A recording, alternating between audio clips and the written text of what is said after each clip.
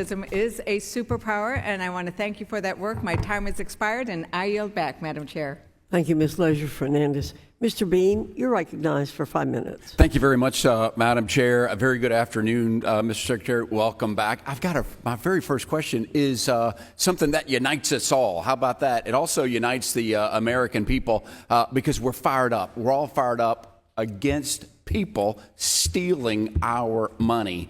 Medicaid and Medicare fraud. How much do we know how much is being stolen before our eyes, Mr. Secretary? We don't have a precise number, but we know that there are folks who are always gaming the system. It's a very big number. And how about this? I've got a report from the National Healthcare Anti-Fraud Association. There is such an association that does a little tracking. They say it's 100 billion. Does 100 billion sound about right, or is that just getting started? You know, I've heard many numbers, but I wouldn't be surprised. It's a big number. Mr. Secretary, the American people telling me we want our money back, and hopefully that we're going after it. The CNBC just did a little news story where they interviewed crooks that are stealing our money, and the crooks say, it's just so easy. It's unbelievable. I know that the administration is pursuing and persecuting people, some will say that haven't committed crimes at all, but what are we doing to go after bad guys that are stealing our money? Are we putting them in jail? Are we going after them? We are. We have a team at HHS who does investigations. By the way, we are proposing $4 billion to help us do the investigations of fraud detection. For every dollar we invest, we return about $3 to $5 to the Do we taxpayer. track that? We should put that on our website. This is how much money we've got back. Now, when you find somebody that's committed fraud, do we kick them out of the program and can we ban them for life? Do you do that, Mr. Secretary? We try to remove those who have violated the law. I hope we do, because we want our money back. There's an issue, you know this, the American people who have health insurance and are covered sometimes get surprised by medical billing. They think they either go in for a procedure or have an emergency procedure, and they get multiple bills, yet they had health insurance. Congress 2 years ago passed the No Surprises Act to say enough. The only surprise has been the implementation of your administration that's kind of fumbled the ball, or at least that's what doctors are telling me. They're telling me it's a big surprise that it's not done yet. Is this on your radar screen, Mr. Secretary, to fix this problem? Absolutely, but everybody saw the new game in town and everybody tried to get in, and only certain ones were eligible, and so that's what caused some of the chaos.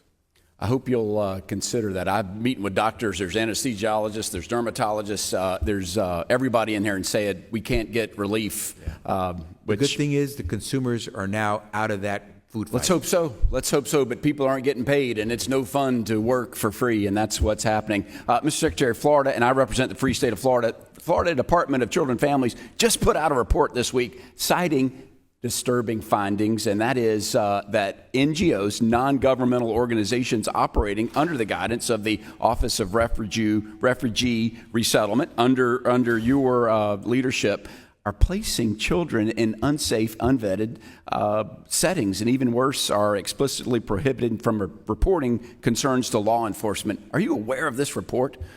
Actually, the state of Florida took the initiative to remove the licensing requirement for these care centers, which doesn't make any sense. Well, it doesn't make any sense that this report's come out. That's devastating. I know we've talked about the 85,000 kids that are missing that we can't find, that you've called. I know you're calling to try to locate them, but we're still putting them, according to this report, we're putting them in places that we don't know.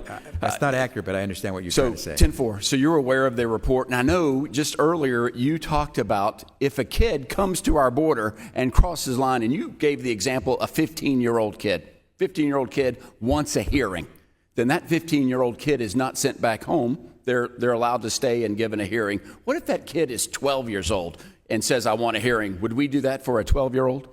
If an individual crosses the border and says, I'm seeking asylum, by law... Even 12. Okay, 9, 7. What age do we say, you know what, you belong with your parents? What age? You said a 12-year-old can do it. They can't get a tattoo in America because they're not old enough. But you're saying a 12-year-old can say, I'm leaving my family, and we keep them. So A 7-year-old? Would you say a 7-year-old is enough to say, I want a hearing, and you would say, you need to stay, we're not going to put you back with our parents? Is that what you're saying, Mr. Secretary? It's not what I say, Congressman. It's what you and Congress have said. And by statute, you say that if an individual requests Mr. Secretary, asylum, I just think it's unacceptable as a parent that if then you'll have to these change the young law. kids are coming and we're not only are losing them, but we're not putting them back with the family. you'll have to Mr. change the Secretary, law. thanks for coming out today. And with that, Madam Chair, I yield back time. Thank you, Mr. Bean. Ms. Houchin, you're recognized for 5 minutes.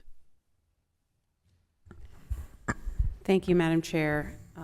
Thank you, Mr. Secretary, for coming before us today. I'm going to pick right up where Mr. Bean left off because I, too, am a